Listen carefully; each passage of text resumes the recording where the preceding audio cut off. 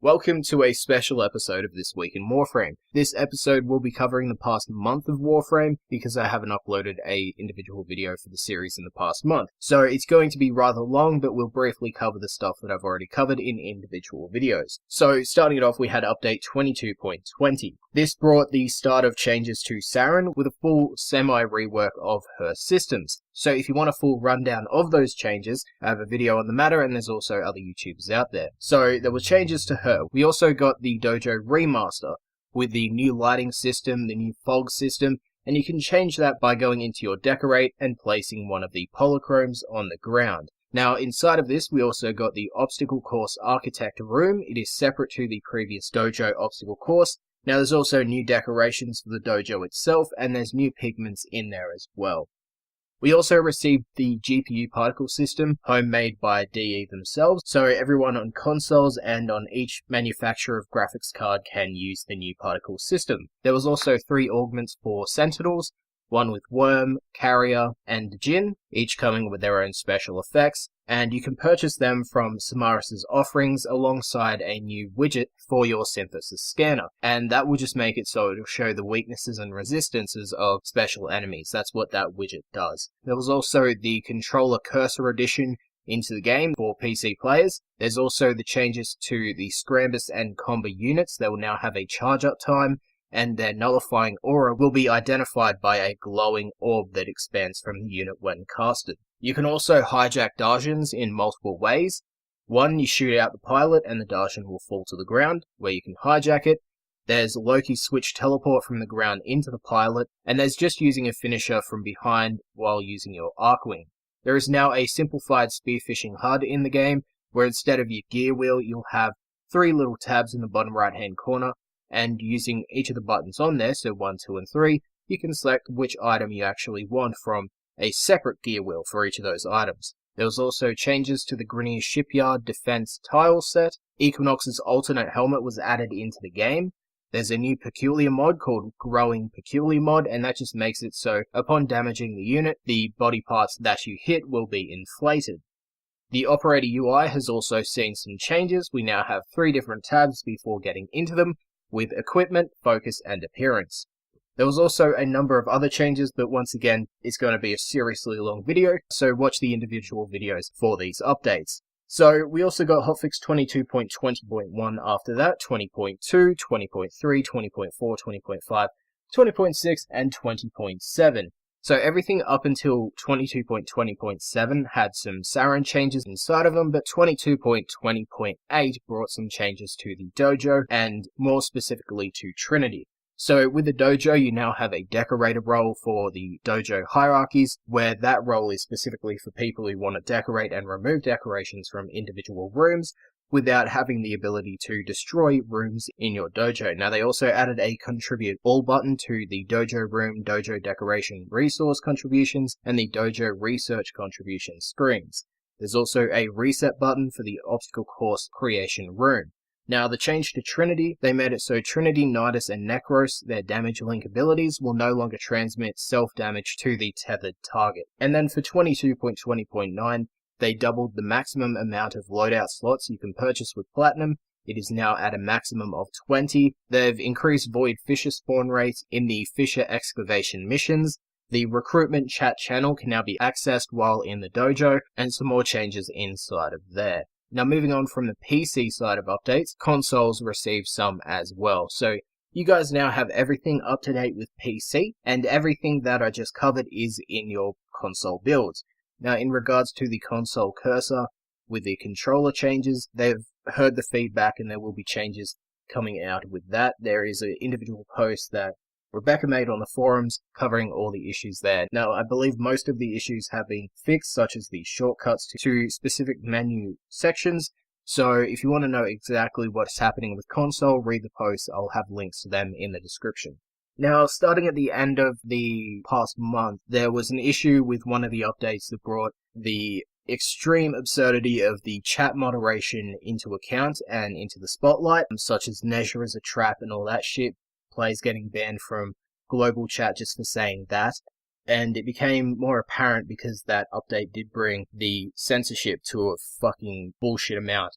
So it became a very large amount of things. Now I'll have a shit ton of posts in the description below that have developer statements regarding the chat moderation. So if you're interested in that, that will be in the description as well, because there is a lot of text there and, you know, a lot of bullshit. So if you want to know exactly what they said, as I said, they will be in the description. Okay, so moving from updates entirely. Tennogen round 13 has concluded for the deadline, so we may see some new Tennogen when the Sacrifice update does go live, because that will be the next complete update that we receive. Now we also had DevStream 112. Now the main focus of that DevStream was to show off the new frame, and this frame is called Vlad, that's the dev build name for him. And he is an Eidolon Vampiric Revenant frame. Now, he will be coming with that giant two-handed katana, sword, fucking thing. Don't really give a shit what the fuck the actual name is. Now, his alternate helmet is the one with the particle effects coming off the top of it. Now, as for his abilities, his first ability, cast on an enemy to afflict them, making them follow you around while drawing aggro from those enemies. And they are invulnerable to attacks. Recasting on the afflicted enemy will transfer them into Final Affliction, which is a new mode, where they attack enemies around them and afflict them as well. Any fully afflicted enemies will explode upon death and will restore energy when killed. Now his second ability, while enemies that will attack you are stunned for an X amount of seconds, where each cast gives the player an X amount of charges, and each stunned enemy will cost one of the charges. Now stunned enemies can be afflicted by using his one at no energy cost. Now his third ability will make it so Vlad turns into a mist that affects enemies and you can pass through them.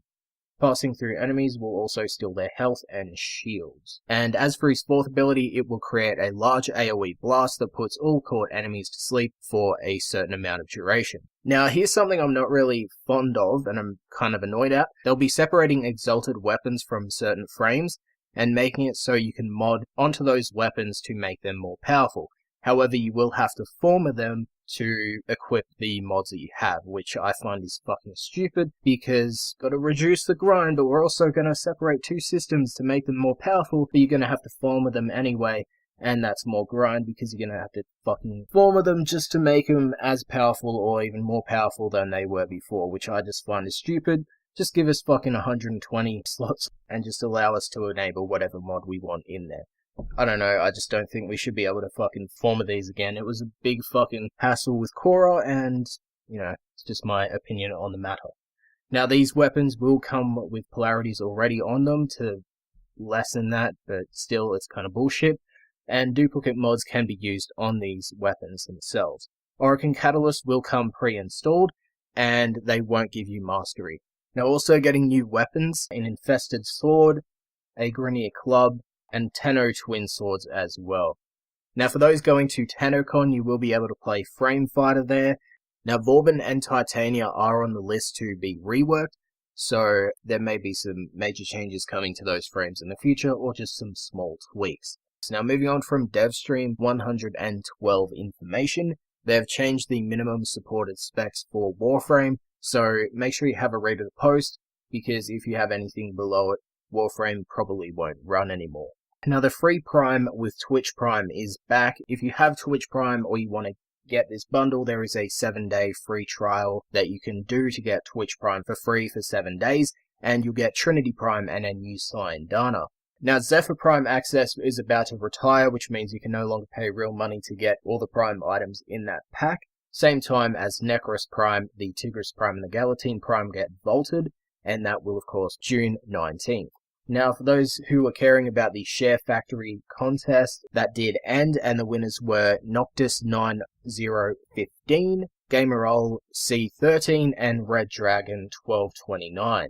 So, if you won that, congrats. Now, for Xbox players, you guys can purchase the Prestige Pack 10. It's available now. You get the Jade Axa chest plate, the Jade Axa shoulder plates, and the Jade Axa leg plates, and 170 platinum. For PlayStation, you guys have the Renown Pack 13.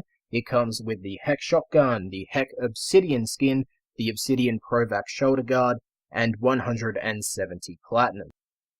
Now, the Tenno Tunes Volume 3 was also concluded, that contest, and the winners are up on your screen, so congrats to them as well. Now, coming soon to Warframe will be automatic account email changes, so you just change your email straight from the website, and it's as simple as that.